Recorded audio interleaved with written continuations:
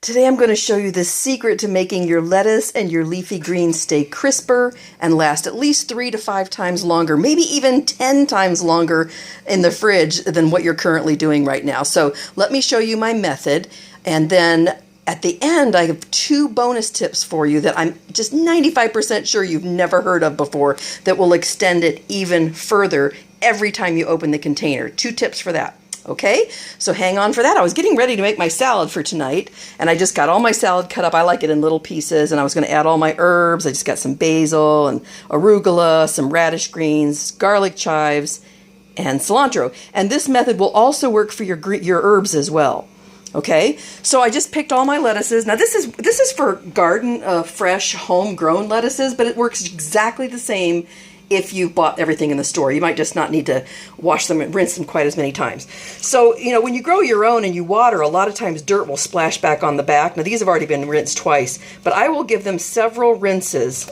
I'll fill up this jar here, or this bowl here, rinse it, pour the water out, keep them in, give it another one, always cold water. Now these are organic seeds, organic gardening, organic soil, blah, blah, blah. I don't need to wash off pesticides, so I'm not going to use a spray, but if you're using something from the grocery, use a veggie wash. This is just the one I use for on the occasion that I don't have something organic. It gets the waxes, the chemicals, the pesticide residues, and some of the dirt off. Let's see right there.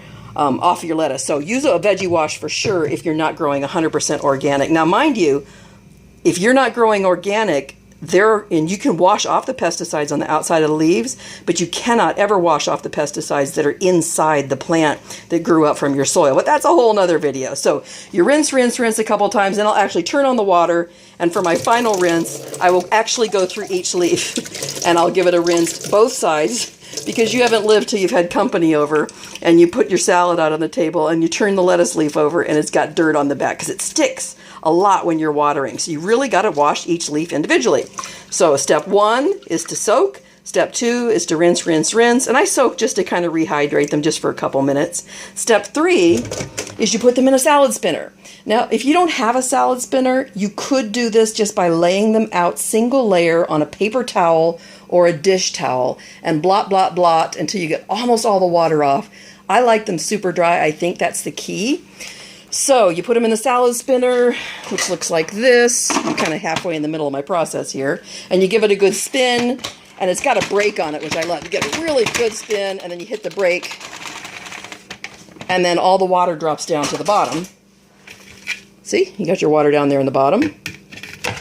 And then step 4, after you've got them super dry, and I'll give that a couple good spins, I'll kind of rinse it around and then give it another spin until they're super dry.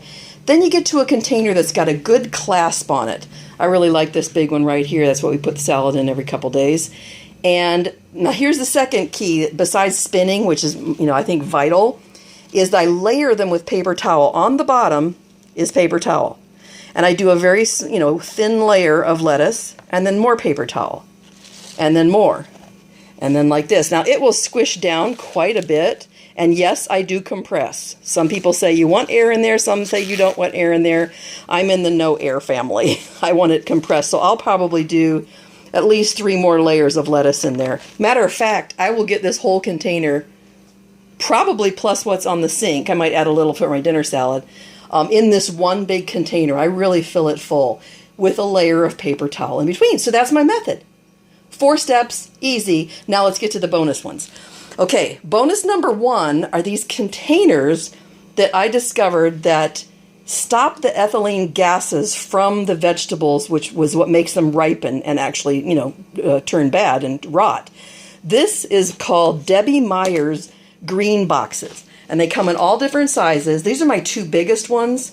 I also have, smaller ones about this size.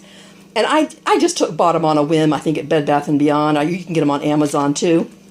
I'll have a link at the bottom for you. I didn't know if they'd work or not, but they absolutely do, especially for fruits and vegetables. I'll do cut fruit. That's even more remarkable than the lettuce. But you put them in here with the same paper towel method.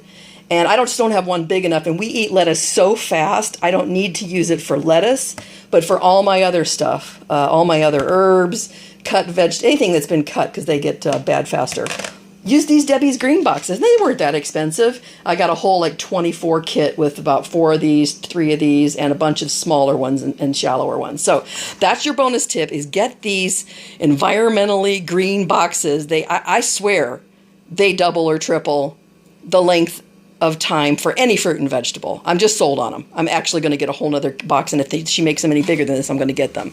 Okay, now here's the last one. Now, this one, you know, I experiment with everything. I have actually experimented with, accidentally, by touching the lettuce with unclean hands. Now, you're going to think, oh, Cheryl's a fanatic, you know. When you hear this, hear me out. If you've just, even if your hands are fairly clean, right? Maybe you washed them 20 minutes ago, but you've touched every surface in your kitchen. You stroked your hair, you touched your pants that you were out in the garden with, whatever. You got bacteria on your hands. If you reach in and grab this lettuce, and this is after it was while you're making it, keep super clean hands, but especially when you're opening it every day, you want to make sure you've washed your hands with soap and water, not just a rinse. I won't do it. Quick soap and water, because when you reach in and grab some lettuce and put it in your dish for that day, you'll actually see, if you ever wanted to do this experiment, which I've done on different foods and I've heard other people have done as well, you'll actually see your fingerprints of bacteria where this turns brown or black. So, I mean, theoretically, if I had dirty hands or unwashed hands and I just touched right there, in 3 days you would see brown spots right where my fingers were in this lettuce. So, of course, that's going to make your lettuce go bad faster. So, absolutely scientific.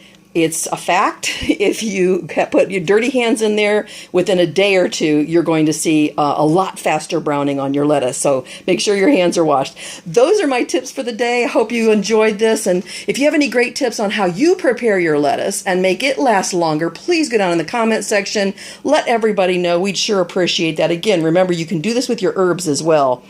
These are my herbs going into my salad. So thanks so much for joining me. Make sure you hit that subscribe button if you're not part of the Juicing Gardener community. I love sharing these videos with you, watching your videos, and happy gardening. I'll see you on the next video. Bye-bye.